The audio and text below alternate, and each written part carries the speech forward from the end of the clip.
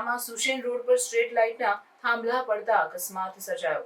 Two wheeler ચાલકે helmet પહેરતા મોટી ઈજા થતી બચી। વડોદરા મહાનગરપાલિકા ખાનગી ઇજારાદારોને ફળવાયેલ ડિવાઈડર કે જેનો રખરવાર ઇજારાદાર દ્વારા કરવામાં આવતો હોય છે ત્યારે જે કામગીરી ચોમાસા પહેલા હાથ ધરવામાં આવતી હોય છે તે પ્રી મોન્સૂનની કામગીરી વરસાદમાં કરવામાં આવતી હતી। તે દરમિયાન વડોદરા શહેરના સુસેન રોડ પર ઝાડની કાપવાની કામગીરી દરમિયાન થાંભલો પડતા ટુ વ્હીલર વાહન ચાલક પર પડતા મોટા ઈજા થતા બચી।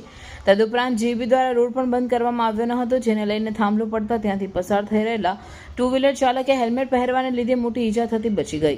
થાંભલો પડતા ટ્રાફિક જામના દ્રશ્યો સર્જાયા હતા અને સ્થાનિક નગરસેવક ઘટના સ્થળે દોડી આવ્યા હતા। આજે ભવન સ્કૂલથી સુસન સર્કલ પર જે ડિવાઈડર આવ્યું છે, આપણે જગદીશ ફરસાન કંપનીને ડિવાઈડર મેન્ટેન કરવા આપેલું કામ છે એક કોર્પોરેશને, પણ આજે એને જે ટ્રીમિંગનો કાર્યક્રમ રાખ્યો એ કોઈ અધિકારીને જાણ નથી। મેં અધિકારીને પૂછી લીધું છે કોર્પોરેશનના।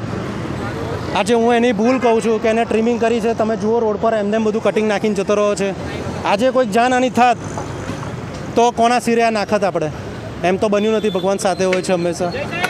પણ હું તો એનો વાક કરું છું કે જગદીશે જે કામ કૃત્ય કર્યું છે આજે વડોદરા શહેરમાં એ ચલાવવા લેવામાં આવે નહીં, અને આજે અમે સ્ટ્રિક્ટલી એને નોટિસ કાં તો જે બી કાર્યવાહી કોર્પોરેશનના માધ્યમથી થશે એ અમે આજે કરવાના છે। સામે ફોનિક સ્કૂલ આવી છે, નાના છોકરાઓ છૂટતા ટાઈમે બહુ ટ્રાફિક જામ થાય છે। ફોનિક સ્કૂલ જે આવી છે એમાં 1000થી 1500 છોકરાઓ છે। આજે સ્કૂલની જવાબદારી છે કે સ્કૂલમાં એક તો પાર્કિંગ નથી એટલે છોકરાઓની વેન સામે ઊભી રહે છે। બિચારાઓ ભૂલકાઓ રોડ ક્રોસ કરીને જામે જાય છે। એટલે કાલ ઉઠીને અત્યારનો ઠીક છે વાત, કોઈ બી દિવસે આની જાનહાની થશે તો જવાબદારી કોની? ફિનિક્સ ક્લાસની જ રહેશે। અને મેં એને અડધો કલાક પહેલાં ફોન કરેલો છે કે તારો કોઈ બી કર્મચારી કે સ્ટાફ અત્યાર સુધી આવ્યો નથી। છોકરાઓને અમે જાતે અધિકારીને અમે જાતે ભેગા થઈને રોડ ક્રોસ કરે છે। એ લોકોની ગાડીવાળા બી એટલા જાડી ચામડી કે રોડ પર ગાડી મૂકીને જતા રહે છે, જેથી કરીને આજે ટ્રાફિકની ખૂબ જ સમસ્યા થઈ છે। એટલે હું પોલીસ કમિશનર સાહેબનું આ વિષય ખૂબ જ ગંભીરતાપૂર્વક ધ્યાન દોરવાનો છું।